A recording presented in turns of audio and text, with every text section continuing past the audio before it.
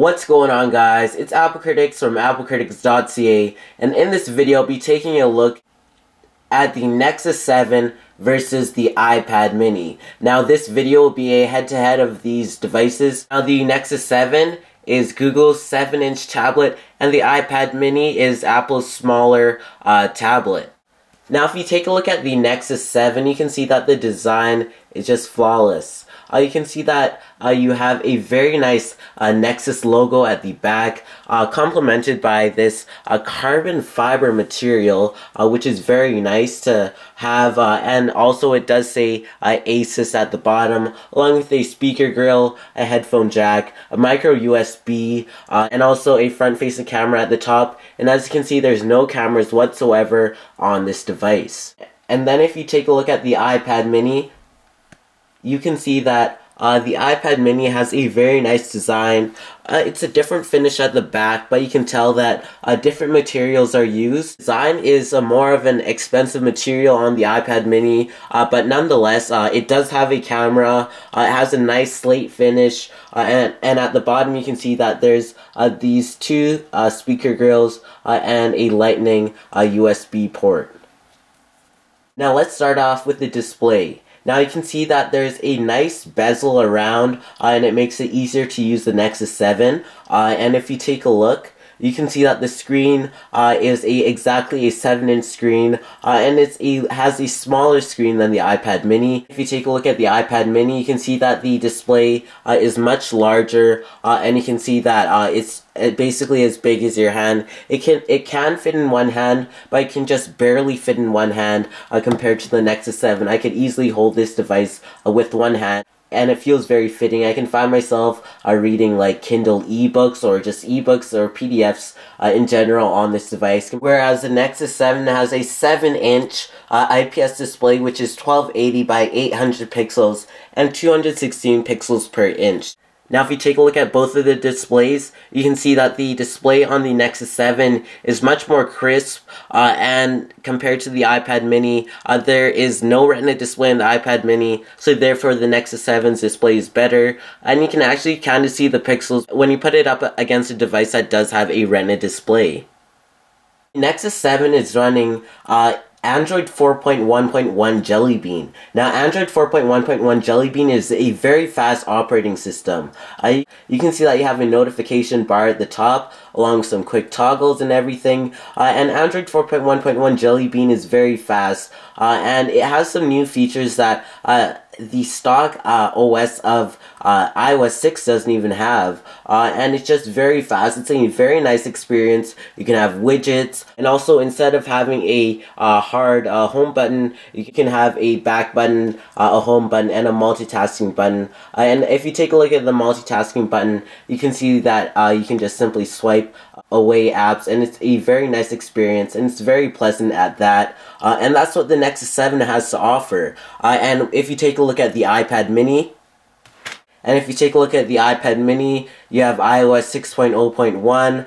You can see that it's very standard. It's the same iteration of the OS. The home screen hasn't changed at all. It's basically iOS 5 recycled, or even iOS 4 recycled with a few more features. If you take a look at all the stock apps, you can see that you just have the clock app. You don't have many new features and additions to iOS 6. It's basically the same recycled features compared to the Nexus 7, which has more to offer, and it does get that niche market. Now the Nexus 7 has a 16 and 32 gigabyte model, whereas the iPad mini has a 16, 32, and 64 gigabyte model. Now Google doesn't really believe in external storage or just internal storage at that, because they strongly believe in cloud storage, and if you have your music in cloud storage, you wouldn't really need to use your internal memory that you have on your device, and that's a benefit of Google devices and the Nexus 7 in general. Now let's take a look at the speed test on both of these devices. Now on the Nexus 7, you have a 1.4 Tegra 3 quad-core processor, and on the iPad you have an A5 processor, which is about 1.2 gigahertz of a dual-core processor, which isn't too fast, although it does do the job. So if we go ahead and clear all the running apps, and we clear the running apps on the iPad mini,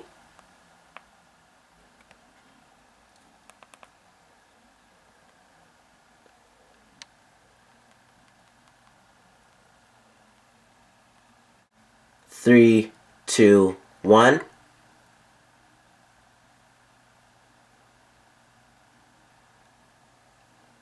You can see that the Google Play Store opened up faster, and it's both on the same Wi-Fi network, so there's no excuse for the iPad mini. Now if we try and open up Evernote at the same time, 3, 2, 1. You can see that the Nexus 7 was faster on that one. Now overall, that's a speed test between the Nexus 7 and the iPad mini. Now the iPad mini is very fast with iOS optimized apps, and so is the Nexus 7. So at the end, a few seconds won't really make a difference, although both these devices do perform very well. Google Now was just introduced in Android 4.1.1 Jelly Bean, although Siri was also introduced in the iPad mini as well. So let's see which one is better. Who is the President of the United States? Looking. This might answer your question. So as you can see it right here. And on the Nexus 7 you can see it right there as well.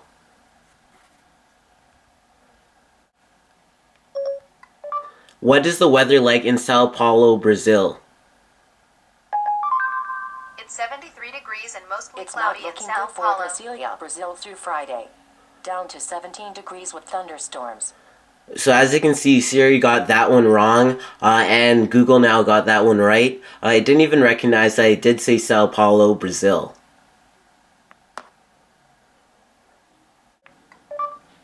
What is 5 plus 5 plus 5 divided by 2 plus 7 times 3?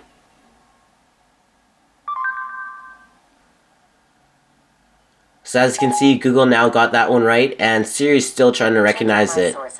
And it was very late on that one. So overall, I think Google Now is much better than Siri. Google Now implements into your lifestyle very well. It can help you with navigating. Just overall, Google Now is just much more smarter compared to Siri. Now the iPad mini does have a front and back camera. So as you can see, there's that front FaceTime HD camera. And then there's an iSight camera at the back if you look closely. Although the Nexus 7 only has a front-facing camera if you look at the top. And it doesn't even have a back-facing camera. Now to me, is that a deal breaker? And that's a definite no. Most of the time, you wouldn't really be taking pictures with your tablet. I could understand using it for FaceTime or Google Talk on the Nexus 7, but other than that, I don't find a use for a back-facing camera, although it would be nice from time to time if you carry your iPad mini everywhere with you. Now for the Nexus 7, for the 16GB model, it's $200, and for the 32GB model, it's $250. Now that is very reasonable compared to the iPad mini. Now if you take a look at the iPad mini's pricing, it's $330 for the entry-level iPad mini, $432, and $530 for the 64GB iPad mini. And that is just an outrageous price for a tablet of this size, when you can go ahead and buy a Nexus 7 for much cheaper and have better specs and better features, and overall, that is where Apple went wrong. Now the battery life on the Nexus 7 is just as good as on the iPad mini. On the iPad mini, you can get a battery life of up to 10 hours, and so you can also do that on the Nexus 7. The standby battery is great, and I've just really been surprised with the battery life on the iPad mini and how good it's been performing, as well as on the Nexus 7. So that category is definitely a draw. Now if you take a look at some of the features, even if you look at the notification bar, you can see that I just installed Evernote, and I installed Evernote on iOS 6, and it didn't even say that I did install it. So just overall, Google's operating and approach is much smarter compared to the iPad mini. I would really like to see Apple step up their game. And with competition from Samsung and Google, I can just really see that Apple will take the iPad mini to the next level. Now what Apple does is make a revolutionary product with no Retina display in this case, but in the next version of the iPad mini 2, they will have a Retina display. So basically, they could include a Retina display in the first iteration of the iPad mini, but what Apple really does is save their features for next iterations, when they could just make an iPad mini that would just definitely blow out the Nexus 7 out of water. So that's just Apple's approach, and that's why companies like Samsung will eventually overtake Apple, and companies like Google will also, due to Apple being so slow with new features and not really putting out any revolutionary features. Now, say for example, changing the wallpaper. You can have a live wallpaper for the background on the Nexus 7, so if I want to use one, I could just simply set the wallpaper, but I can't even do that on the iPad mini. All I can do is just change the wallpaper and the lock screen wallpaper, so that's just about it. So Apple really needs to step up their game.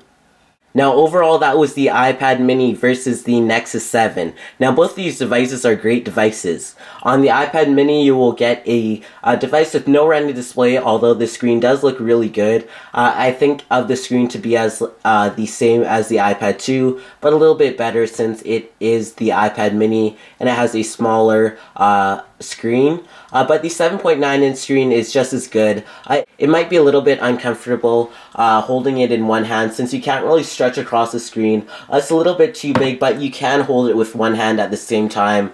And overall, that's what you can do. Now, also with the iPad mini, you get a very nice slate back, although it does collect some fingerprints. And also, you can see that you have the camera at the back as well, which is a nice addition.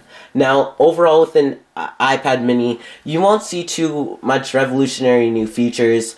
You'll just have the same as on the other iPads, but you get a slower processor, which is an A5 processor, compared to an A6X processor on the Apple iPad 4, and you get a camera that's pretty good, and it's the same camera found on the Apple iPad 4. So basically, the iPad mini is just a cost-effective version of the iPad. So instead of buying a brand new iPad 4 for $500, you can pick up an iPad mini for $330. So it's more of a competitive price, and it's mostly to compete with the Nexus 7, so that Apple can take some sales away from them.